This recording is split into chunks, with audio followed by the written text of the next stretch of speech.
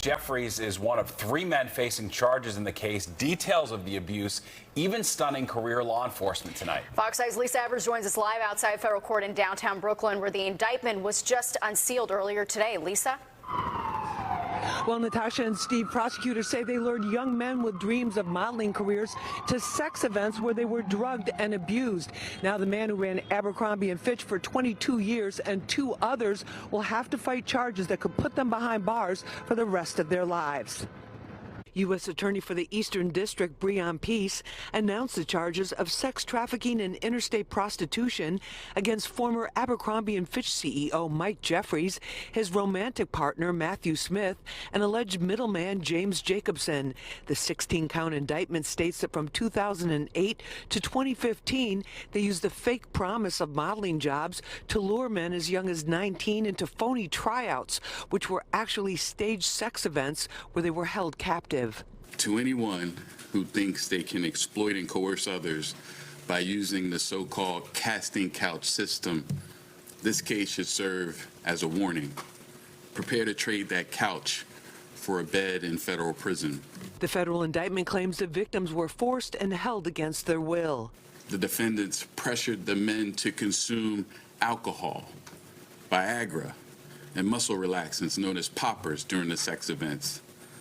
And they required the presence of staff during the sexual activity and ensured that the men did not leave. We reached out to their attorneys, but only Brian Bieber, attorney for Mike Jeffries, got back to us, giving us this statement saying, "We will respond in detail to the allegations when appropriate, but plan to do so in the courthouse, not the media." The FBI New York office assistant director Jim Dennehy says the trafficking happened here in the U.S. and abroad. The defendants allegedly preyed on the hopes and dreams of their victims by exploiting, abusing, and silencing them to fulfill their own desires with insidious secret intentions. Assistant Director Dennehy is urging any other victims to come forward, and so is the NYPD. The NYPD encourages all survivors of sexual-based violence, including trafficking, to come forward and speak with us, regardless of gender, immigration status, race, or sexual orientation.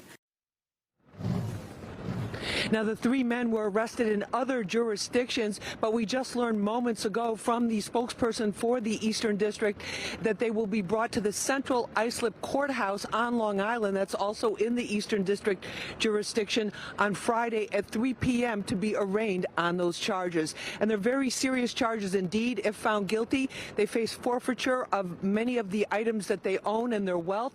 They are also looking at a statutory minimum of 15 years and a maximum of life behind bars. Back to you in the studio.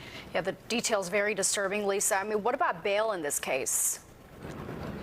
Well, Mike Jeffries, the former CEO of Abercrombie and Fitch, was released on a $10 million bond. The man who was Jacobson, the man who's alleged to be the middleman for Jeffries and his partner, was released on $500,000.